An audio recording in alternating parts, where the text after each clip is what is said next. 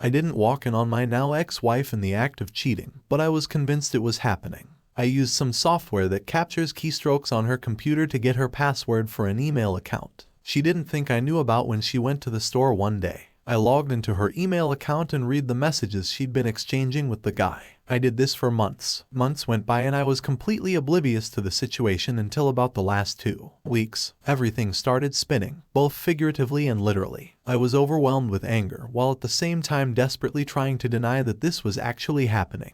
It's that sinking, helpless feeling when you're trying to hold on to the idea that this can't be real. But reality keeps slapping you with the truth, saying, oh, it's real, and it's going to get a lot more painful than this. Thank goodness for my sister. I called her even though she lives 2 time zones away, and she helped me regain my composure. She was incredibly sympathetic, but she also provided the rational voice I desperately needed because I had lost all sense of rationality. I had genuinely considered doing something terrible. When my ex-wife got home, I was done. I've never even thrown a punch in anger. Don't own a tool. I'm not a bad person. But I had snapped and things were on the verge of turning ugly. However, it didn't come to that. When my ex-wife returned from the store, I met her in the garage and stopped her from getting out of the car. I told her I would bring the groceries inside, but she had to leave immediately. She was very confused, so I said, I know everything. Everything you need to go and you need to leave right now. She simply denied. She told me I was crazy and so on. I managed to channel my sister and stayed overwhelmingly calm while also being quite stern. I made it clear that lying to me wouldn't help her. She needed to understand that she had been caught. She needed to get away from me as quickly as possible, and she should stay away until I decide it's okay for her to come back. Things took a turn for the worse before they started improving. I was a wreck for quite some time. In the following weeks, I actually tried to forgive her. I allowed her to move back in, persuaded her that we needed counseling, and even experienced a hospital stay after collapsing at work due to a combination of stress and lack of sleep. This incident frightened her and made the situation very real. She requested my forgiveness, although she never said she was sorry and claimed she was ending things with the other guy, committing to saving our marriage. A week later, that suspicious feeling crept back in. She was in the shower and I still had the key logging software on her computer. She had no clue how I discovered her, but she had changed the password to that email account. I logged into her email once again, and I found out she had been with the guy the day before I lost it. But this time my anger wasn't directed at her. It was aimed at him at his home address from an earlier email where he gave her directions to his house for a rendezvous after work. I punched his address into my phone and drove to his house. By some stroke of luck, he wasn't home. I wasn't armed and had no clear plan, just an intention to confront him physically until either he was incapacitated or the police intervened. But he wasn't there. His mother was. As this 41-year-old guy, I was 33, and my ex-wife, who was 29, still lived with his parents. His mom appeared to be a sweet, elderly lady, so when he wasn't there, she asked if she could pass on a message. I replied, sure. Tell him, Dave, stop by. I'm sure he'll be pleased to hear that. I then drove to a friend's house nearby. He contacted several other friends to gather there with me because I was obviously in a pretty messed up state. Fortunately, I have wonderful friends and family who prevented anything bad from happening and made sure I didn't do anything to ruin my life. Meanwhile, my ex-wife was frantically calling my phone, attempting to locate me. I suppose she eventually pieced together that I had figured everything out, probably because I hadn't even bothered to log out of her email on her computer. She and I continued to have a closeness, probably even more frequently than before. For a few months, even after we had initiated divorce proceedings and she had moved out. That was probably the most messed up aspect of it all. Even after everything that had happened, I couldn't bring myself to stop engaging with her for quite a while. It felt surreal to engage in casual encounters with a woman I was technically still married to. Me with a simple buzzy. All that meant was she wanted me. As for the guy she cheated with, I came across pictures of him. He was one of the most physically unimpressive individuals I've ever seen.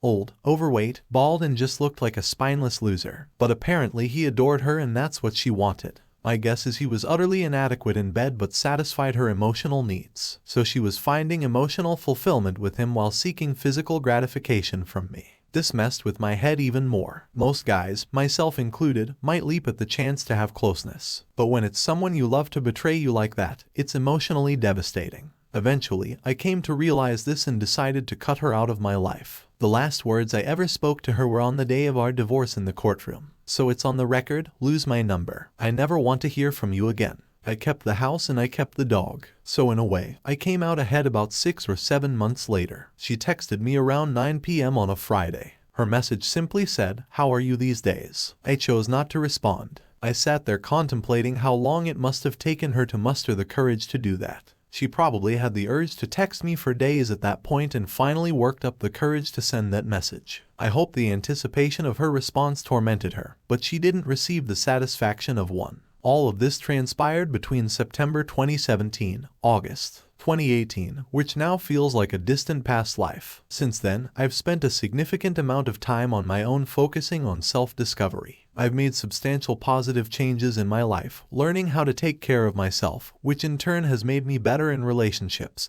both personally and professionally. I've achieved significant milestones. Presently, I'm in a relationship with a woman I wholeheartedly love. We've been together since June 2020, and although we plan to marry at some point, neither of us is rushing into it. In fact, we're going on a cruise together next week. I haven't had any contact with my ex since 2018. I couldn't care less about her. I've completely moved on. However, I must admit that I can't forgive her, and part of me still wishes for unfortunate things to happen to her. She intentionally hurt me as deeply as anyone possibly could have. What makes it worse is that she never offered a single apology. Not even once. She continued to lie and deny her actions, even after I confronted her with quotes from her own emails. She lied to our friends and my family, claiming that I had fabricated everything about another guy. Most of the time I took the high road, despite having every email as evidence of her betrayal. I thought about revealing these emails to others, but never actually did it. On a few occasions, I even threatened to send printed copies of her explicit conversations to her religious grandmother, but ultimately refrained. There are times when I wish I had gone through with it. I'm not entirely sure, but the fact that I still wish ill upon her might indicate that I haven't completely moved on. I'm past her, but not past the hurt she caused. It's frustrating that she never faced any consequences for her actions. At the very least, I never had the satisfaction of seeing her suffer while she had full control over my suffering. I'm aware she's married now to the guy she cheated on me with, and they still live with his parents in a smaller, less impressive house compared to where I live with my dog and wonderful girlfriend. I also know she's been switching jobs frequently for the past 4 years. This knowledge comes from one of my closest friends who also happens to be her cousin and co-worker occasionally. He inadvertently reveals some information about her when discussing his family. They don't see her much anymore because they've come to realize what a terrible person she truly is. However, there are times when I'm driving home from work after a rough day, and as I pass the exit to her current residence, I secretly hope there's a car accident in the area. I wish it would involve her, or honestly even more so him, that would inflict more pain on her. I guess I might be a more vindictive person than I give myself credit for. Alright, that was a fun story. Now let's move on to another exciting one. Stay tuned and let's dive in. Story 2. I'm a 28-year-old guy and I discovered that my 28-year-old wife had an affair with her ex-boss, a 35-year-old married man with kids. We've been married for 5 years and we've been together since high school. In fact, we were even childhood neighbors. She's always been a constant presence in my life. We both came from broken families and we thought we were creating something different from what we grew up with. At least, that's what I believed. Maybe I was just incredibly naive all along. I still work remotely while my wife has gone back to working in person. There aren't many women in her field and she often complained to me about her job feeling like a boys' club. Her affair partner, who was also her supervisor at the time, was supposed to be one of the good ones and looked out for her at work. Recently my wife got a promotion and I was genuinely happy for her. She became a supervisor herself, which came with more responsibilities, including a few business trips throughout the year. Her first trip was last week, from Wednesday to Friday. Before she left, I told her I'd be cheering her on from home, and she told me to take care of her heart, because she always says that whenever we have to be apart. On Monday, she came home from work early, and I immediately sensed that something was wrong. She looks distressed, and there was a red mark on her right cheek. My wife is fair-skinned and bruises easily. I asked her what had happened, but she only wanted a hug and said she needed to feel my embrace. After hugging for a while, she finally admitted that something terrible had occurred at work. She sat me down on the couch and confessed to something that has shattered me and turned my life upside down. She had closeness with her former supervisor during the business trip. At first, I couldn't even process it. It felt like I was witnessing it happening to someone else, or that she was about to reveal it was all a cruel joke. I think I would have preferred the cruel joke over this harsh reality. Throughout her confession, I remained completely silent, not uttering a single word.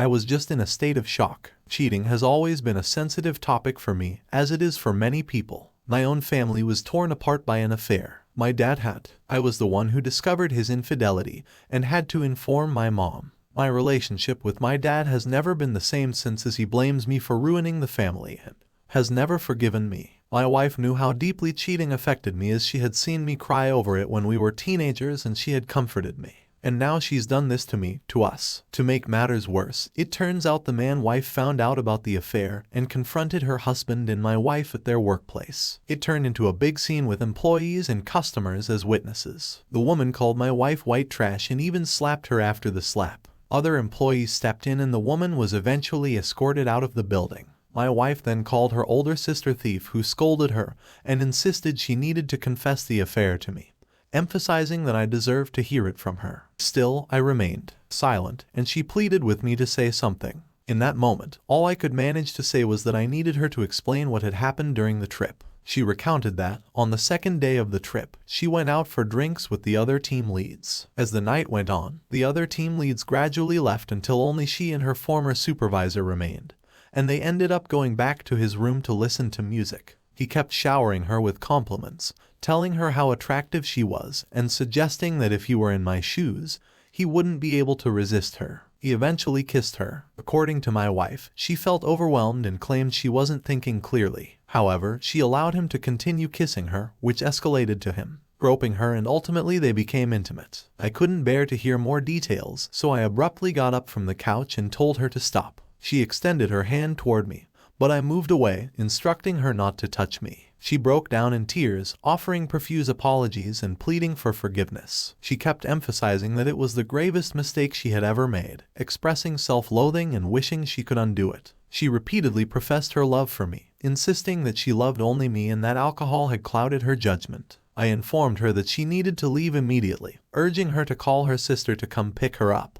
She got up from the couch crying even harder and attempted to hug me, but I distanced myself once again. She begged me not to take this course of action, making promises like quitting her job, granting me unrestricted access to her phone, and proposing that we undergo counseling. I couldn't hold myself together. I told her that if she wasn't going to leave the house, then I would. I didn't even pass to pack a bag or anything. I simply headed for the door. She grabbed my arm, seemingly trying to prevent me from leaving, and continued to plead with me, emphasizing that after everything we'd been through, this couldn't be the end of us. Update: yesterday, I decided to reach out to the other betrayed spouse. I felt it was crucial to hear her perspective, to gain clarity, as she wouldn't have any reason to deceive me or hold back information. I located her Facebook account and messaged her on Messenger. She responded in less than 10 minutes and offered a video call right away. I promptly confirmed my availability with just one glance and no words exchanged. It was evident that she was going through a similar ordeal as me. She mentioned that shortly after being escorted out of the workplace last Monday, she actually attempted to get in touch with me but couldn't find my contact information. In fact, one of the last things she told my wife was a threat to inform me about the affair. As she recounted this, all I could think about was how my wife hurried home that day and how her sister insisted that I needed to hear about the affair from her. I inquired if she knew more about what happened during the team lead trip or if it was indeed just a one-night stand. I also asked how she found out about it. What she shared with me confirmed my worst fears. That indicated an intense emotional affair. Obviously, she shared all this with me through screen sharing, and I could hardly keep my composure. She explained that back in January, she noticed her husband becoming distant and disinterested in their relationship. There were instances when she saw him texting my wife, but he dismissed it as work-related conversations. The day before the trip, she visited the workplace to drop something off that her significant other had forgotten. She found my wife in his office, standing closely together, joking and smiling. The atmosphere between them seemed flirtatious when they noticed her. They quickly separated, and my wife appeared panicked while her husband attempted to act nonchalant. It was at that moment that OBS became certain something was going on between her and my wife, but she chose not to confront it, wanting an undeniable proof that her husband couldn't deny. After the trip, her significant other became even more distant and dismissive that night. She waited until he had fallen asleep and then checked his phone. She went to his text conversation with my wife where everything was laid bare. Explicit texts exchanged before the trip. It began as emotional infidelity with some messages from the other man stating that he couldn't concentrate at work whenever my wife was around. In these texts, it was clear that the other man was the one pursuing my wife, but it didn't make much of a difference because she never rejected his advances. Some of the texts before the trip had the other man blaming his wife and venting about repeated miscarriages. It was truly disgusting the way he spoke about her to my wife. He repeatedly mentioned how he might need a woman like my wife. There were texts from last Thursday night with the other man inviting my wife to join the team for drinks and texts he sent her the following morning that strongly indicated they had closeness. At this point, my wife hadn't replied to him since Thursday night. I didn't think it was possible for me to feel any more pain. But here I am. The other betrayed spouse mentioned that it took all her strength to remain calm because she didn't want to wake her twin sleeping in the other room.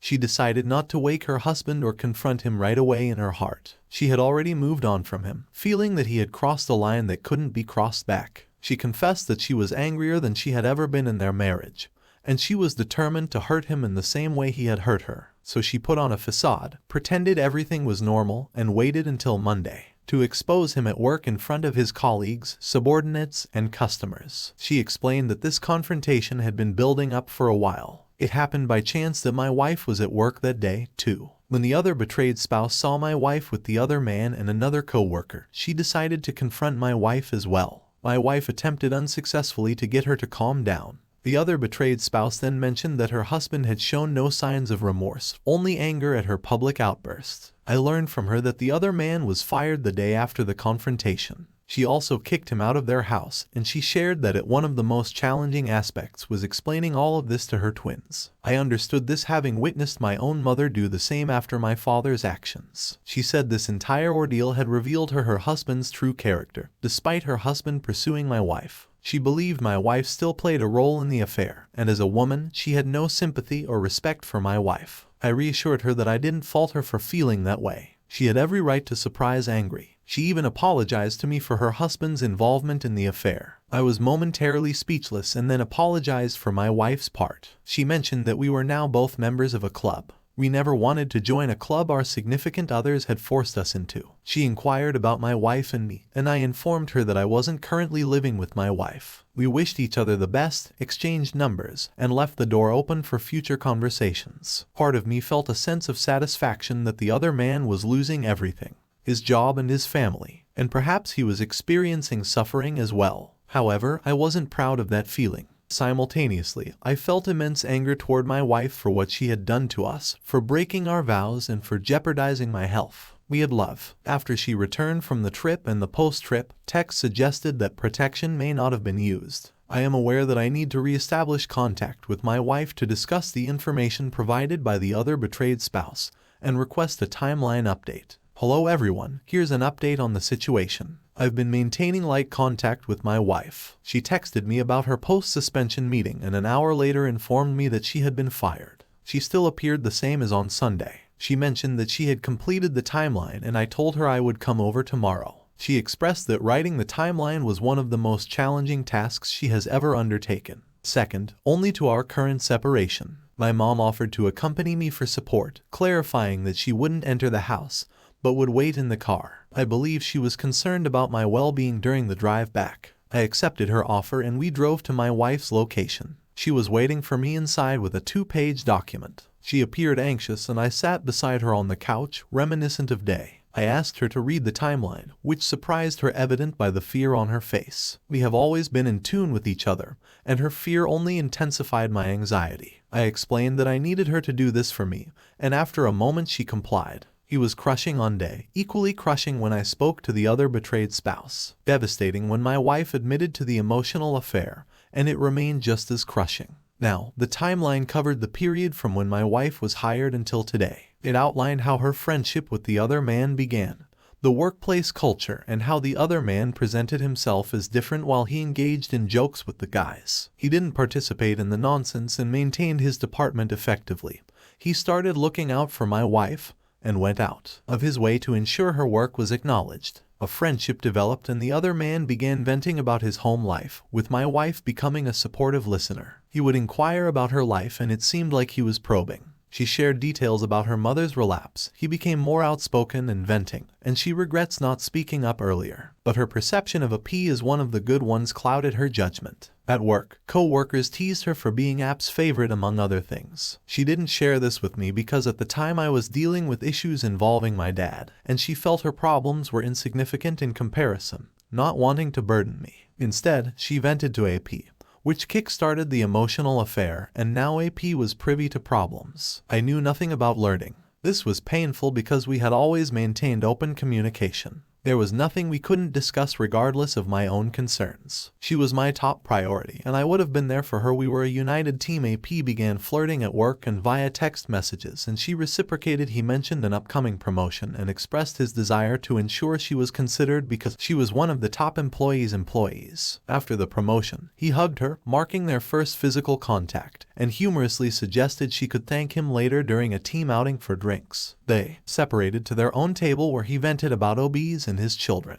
They proceeded to his hotel room under the pretext of listening to music and continuing the celebration of her promotion. He played music and commented on the view from his room. He pulled her close and engaged in some dancing, repeatedly expressing how attractive she was and how he wouldn't be able to resist her if he were in my shoes. Eventually, he kissed her, causing her to freeze up. Her thoughts shut down and her emotions were absent. AP began touching her, leading to closeness. She did not have a peak and finished quickly. He remarked, "That was quite the celebration." Subsequently, he fell asleep. She discreetly left the bed and returned to her room. She immediately entered the shower and vigorously scrubbed her body. But she still felt tainted. She didn't sleep that night, spending it in tears as she thought about me. The following morning, there was only one meeting scheduled, but she didn't attend. AP called and expressed disappointment about missing another chance in the morning. She was providing minimal responses and he inquired if something was wrong. However, she lied, claiming to be hungover. He offered to cover for her at the meeting and suggested the idea of extending their stay by another day. She was terrified of telling me what had occurred because she understood that cheating was an absolute deal breaker for me. She devised a plan to end the affair by limiting her communication with AP to work-related matters. Upon reuniting with me, she returned home early, burdened by guilt, but acting as if nothing was amiss. On Saturday morning, she initiated closeness in an attempt to cleanse herself of her actions. But she only felt worse because she had been with AP without using protection. On Monday, AP took her aside and she told him they should leave what happened in the past, acknowledging it was a mistake. However, AP contested this until another colleague approached. After the confrontation, she called her sister in a state of panic, and it was on the same day that my sister-in-law discovered the affair, just like I did. I believe individual counseling would be beneficial. I underwent IC for a year following my dad's affair. Additionally, I still intend to pursue the polygraph route. I'm aware that I need to have my take a pregnancy test, even though she's on birth control. I would greatly appreciate any thoughts and advice on this entire situation. Update: on Friday night, I reached out to Base via text to inquire if we could have a conversation. I saw her perspective and wanted to check on how she and her twins were coping. She called mentioning that she had just put her children to bed and explained how tough it had been on them. She emphasized that it was going to be a contentious divorce. AP was portraying himself as the victim and seemed arrogant. He hadn't offered an apology or taken any responsibility. He was residing in an extended stay accommodation, but she had changed the locks to prevent him from coming and going freely. I inquired about App's background, specifically regarding any history of cheating or abusing his power. She understood the direction of my questioning. She mentioned suspicions of past infidelity throughout the years, believing that a woman often senses such things but lacks concrete evidence that he couldn't deny. She thinks he became overly confident and careless with my WW. There was one incident 5 years ago at AP's previous job when a co-worker reported him to HR for retaliating against her after she rejected his advances, but no consequences followed. She was labeled as a difficult employee who was frequently late, and was dismissed as bitter after AP wrote her up. Obvious admitted that she ignored the warning signs at that time because she was pregnant. There were no further allegations and he had a strong reputation. It took me a moment to process this information. I also asked if AP had provided her with a timeline, to which she responded that she didn't care for one because she simply wants a divorce. She inquired about my decision regarding my WW and suggested her attorney services when I was ready or for a consultation. I accepted the information and expressed my gratitude. We briefly discussed life after day before ending the call. My anger towards AP intensified. I do believe he targeted my WW, but she still engaged in an emotional affair that grew, leaving me feeling deeply hurt, lost, and betrayed. Update: the next morning, I woke up with a sense of clarity. I knew what I had to do. I called the attorney OBs, had recommended and set up a consultation. The attorney was understanding and professional, and he assured me that he would guide me through the process. As the day wore on, my anger grew. I decided to take action.